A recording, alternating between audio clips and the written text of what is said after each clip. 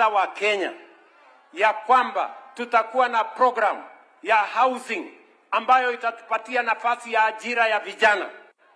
Nikitoka hapa saa hizi naenda Nyambera. Pale tunajenga soko ya milioni 350. Tuko na vijana zaidi ya 350 wanafanya kazi pale.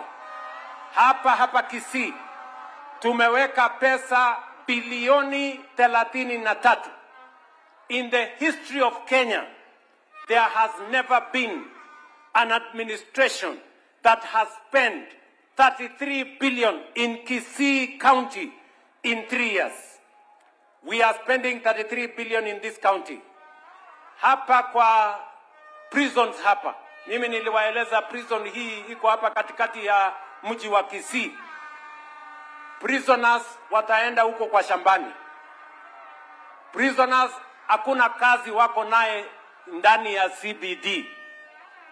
Inawezekanaje tunachukua wahalifu tunakuja kuwaweka center of town? Hawa wahalifu tutawapeleka huko kando.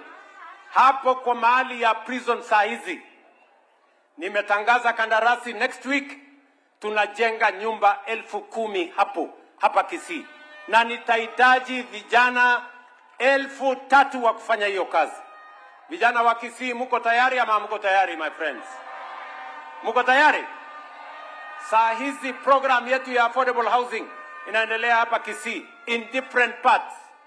Tuko na projects 5 tayari inaendelea. We have another 4 projects that we are procuring. Tuko na masoko 20 new markets that we are building in Kisii County. Tunajenga hostels ya vijana 7,800 hapa Kisii County. Katika hiyo program yote ya housing Kenya mzima tuko na vijana 1,500 ambao miaka 3 iliyopita hawakukuwa wanafanya kazi. But today we have 500,000 young people working in our affordable housing, in our market development, in our hostels development, working and making sure that they can feed their families. Na ni kwa sababu tulitambua mbeleni ya kwamba tatizo kubwa ya Kenya ni ajira kwa vijana.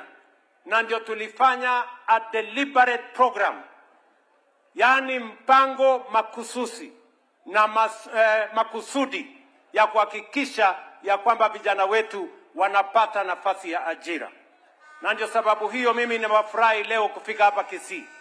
Nafurahi kuona vijana wa Migori, vijana wa Nyamira, vijana wa Kisii. Sisi wote mimi nataka niwahakikishie vile mumesikia waziri na PS wakisema hatujakuja hapa kuwapatia handouts. That is not what we are here. Kama ingekuwa handouts hatungewapeleka training. Tumepeleka training. Nyinyi mumekuwa trained. Mulienda training ama mkwenda? Mulienda training? Mulisomeshwa? Siku ngapi? Siku 4. Na bado sasa tunawapatia pesa leo. Lakini tunafuatana na nyinyi kwa sababu tunataka hiyo biashara unaenda kuanzisha tutatembea